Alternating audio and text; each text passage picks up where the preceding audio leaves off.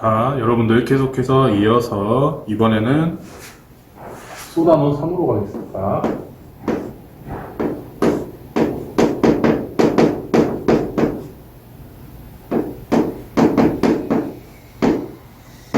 이번 단어는 이강백 작가의 결혼이라는 작품을 우리가 한번 공부를 해볼 텐데요.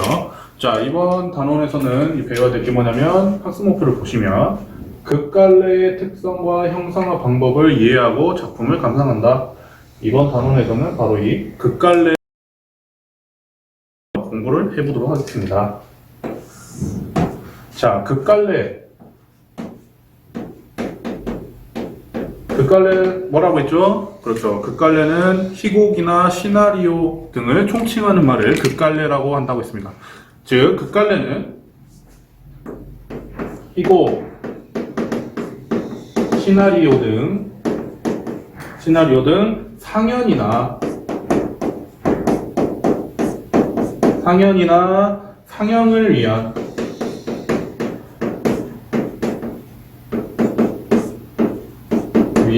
대본을 일컫는 말이 바로 극갈래입니다. 희곡이나 시나리오 등 상연이나 상영을 위한 대본, 이걸 총칭해서 극갈래라고 한다. 자, 그래서 여러분들 보시면 연극할 때 대본, 배우들이나 텔레비전에서도 많이 나오죠. 대본, 영화 대본 같은 것들 보면은 그녀를 바라보며 이러이러한 이야기를 한다. 이런 식으로 써져 있는 그런 것들, 씬 해가지고 씬 109번째 장면 이런 식으로 돼 있는 것도 보셨죠? 그게 바로 다 극갈래입니다, 극갈래. 그래서 영화나 연극 등을 할 때 배우들이 숙지하고 그걸 토대로 어떤 장면을 보여주기 위해서 만들어낸 문학갈래라고 볼 수 있습니다. 그래서 극갈래는 서사갈래와 마찬가지로 인간의 삶과 갈등을 형상화하는 문학갈래라고 볼 수 있습니다. 근데 반면에 서사갈래, 즉 소설 이런 것들과의 차이점이 뭐겠어요?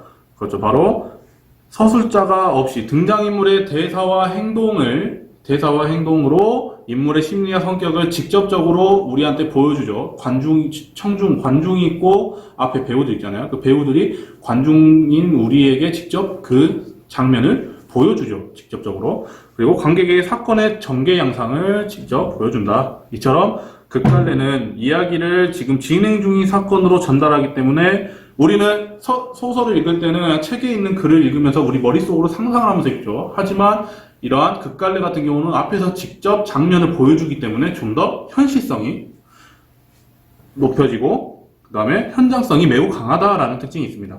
그리고 영화로 상영되거나 무대에서 상영되는 것을 전제로 하기 때문에 장면 구현에 제약을 받기도 한다. 자, 쉽게 생각하면 여러분들 책에서 글로 쓰인 것들은 엄청 무궁무진한 상상력을 발휘할 수 있기 때문에 우리가 머릿속으로 어떤 장면이든지 어떤 환경이나 어떤 장소든지 우리가 상상력으로 충분히 발현해낼 수 있다는 겁니다. 하지만 이러한 극갈래 같은 경우는 직접 무대 또는 그 영화 찍는 그런 촬영 장소 이런 게 한정되어 있기 때문에 장면 구현에 제약을 받기도 한다. 예를 들면 우주를 떠올려보면 소설에서는 우주 공간에 대한 어떤 서술자의 어떤 표현만 있으면 우리가 머릿속으로 충분히 그 우주 공간을 상상할 수 있지만 무대, 연극이라든지 이런 데서 우주를 표현하기에는 좀 약간의 제약이 따르겠죠. 아무래도 무대라는 좁은 공간 안에서 그런 것들을 표현을 해야 되기 때문에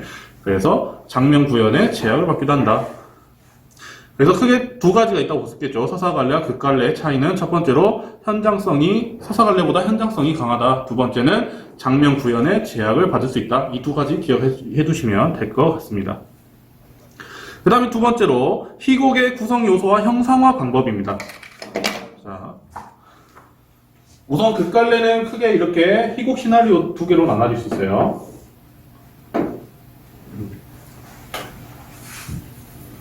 극갈래는 희곡과 시나리오 이게 두 가지로 나눠질 수 있습니다. 우선 희곡은 연극할 때 사용되는 거라고 보시면 돼요. 연극. 그 다음 시나리오는 여러분들 영화, 드라마 이런 거라고 보시면 됩니다. 영화, 드라마 같은 것들. 그래서 이 두 가지로 볼 수 있다. 우선 희곡은 뭐로 또 구성이 되어지냐. 첫 번째로 해설이 있습니다. 해설. 이 해설은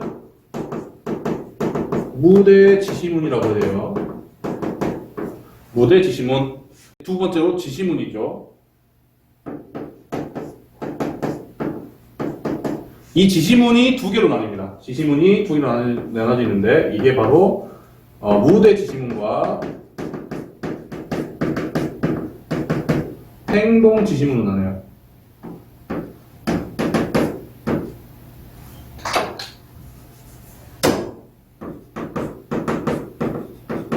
무대 지시문은 말 그대로 뭐 커튼을 이때 지금 커튼이 열린다 막 이런 것도 있죠.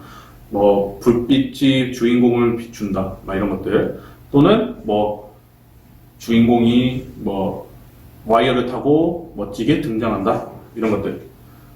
그래서 무대 장치 또는 음향 효과, 지금 연극의 주제곡이 흘러나온다 막 이런 식으로 이렇게 써져 있죠. 그런 것들을 무대 지시문이라고. 행동 지시문은 말 그대로 등장인물의 행동을 지시하는 것이 행동 지시문입니다. 그래서 뭐 남주인공이 여주인공을 그윽하게 바라보며 뭐 이러이러한 대사 이런 식으로 되겠죠. 그래서 무대 지시문과 행동 지시문이 있다. 그 다음에 마지막으로 대사가 있죠. 대사 가장 중요하죠. 대사는 그냥 다른 주인공과 대화를 하는 대화가 있습니다. 대화. 그 다음에 또 뭐가 있냐? 나 혼자 독백하듯이 하는 독백이 있어요. 나 혼자 이야기를 하는 거죠. 청중들을 바라보면서. 그 다음에 또 마지막으로 뭐가 있냐? 방백이 있습니다. 방백은 뭐냐?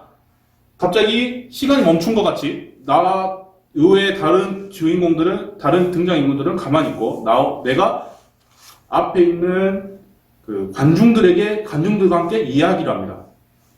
그러니까 다른 인물들은 듣지 못하는 그거를 나와 주인공과 관중들 사이에서 이야기하는 그런 거를 방백이라고 합니다. 방백.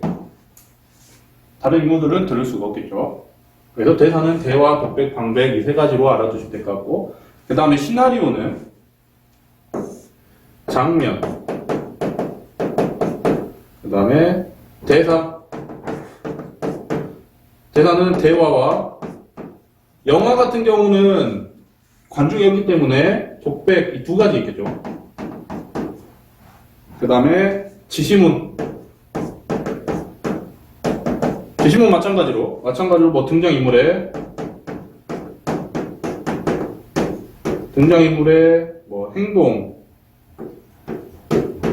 또는 심리 또는 뭐 카메라 기법 같은 것들, 이런 것들을 적어놓는 게 지시문이에요. 그 다음에 마지막으로 해설이 있습니다. 해설은 배경에 대한 설명이 있겠죠. 배경. 뭐 옛날에 뭐 누가 살았다. 뭐 슈렉 뭐 이런 거 보면은 애니메이션이 막 시작하면서 그 피오나 공주나 뭐 이런 뭐 슈렉이 뭐 어디 숲에 슈렉이라는 뭐 괴물이 살았습니다. 뭐 이런 식으로 배경에 대한 설명이 나오죠. 이런 게 해설이에요. 그 다음에 등장인물 소개.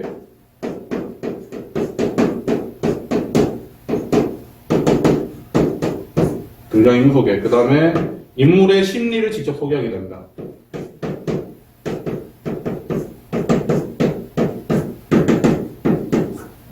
등등. 이렇게 해서 희곡과 시나리오를 구성하고 있는 각각의 특성이 구성 요소에 대해서 우리가 알아봤는데요. 희곡은 해설. 비슷하겠죠, 해설. 배경에 대한 설명도 있겠고, 등장인물에 대한 설명, 이런 게 다 해설이 되겠죠. 그 다음에 지시문. 희곡에서의 지시문은 무대 지시문과 행동 지시문으로 나뉜다. 그 다음에 대사. 희곡 같은 경우는 대와 독백, 이 부분은 시나리오랑 비슷한데, 희곡에서는 특징이 이와 같은 방백이 있다, 방백. 왜냐? 희곡은 관중이 존재하기 때문이에요. 그래서 방백을 통해서 관중을 극에 참여시키는, 그래서 무대와 관중 간의 벽을 허무는 그런 것들이 많이 보이기도 합니다. 그래서 알아두기 2분 보시면 희곡의 구성 요소, 선생님이 이야기했던 내용들이에요. 그래서 다시 보시면 극의 첫마디에서 기본 내용을 설명하는 해설이 있고, 그 다음에 등장인물의 말에 해당하는 대사, 그 다음에 등장인물의 행동이나 무대 상황을 지시하는 지시문, 지시문에서는 무대 지시문과 행동 지시문으로 나뉜다는 거. 그래서 구성되어 있다. 작가는 이러한 구성 요소를 유기적으로 조직해서 자신이 표현하고자 하는 주제를 형상화한다. 그래서 작가는 이런 구성 요소를 적절하게 조합을 해가지고 자신이 전달하고자 하는 어떤 주제를 좀 더 효과적으로 전달할 수 있도록 이제 이런 것들을 사용한다는 것이죠. 자, 그래서 우리가 극갈래 종류, 그리고 희곡과 시나리오를 구성하고 있는 특성들에 대해서 우리가 알아봤고, 특히 우리가 이번 시간에부터 볼 작품은 이강백이라는 결혼, 이건 희곡이죠, 희곡. 그래서 희곡에 대해서 우리가 공부를 해보도록 하겠습니다.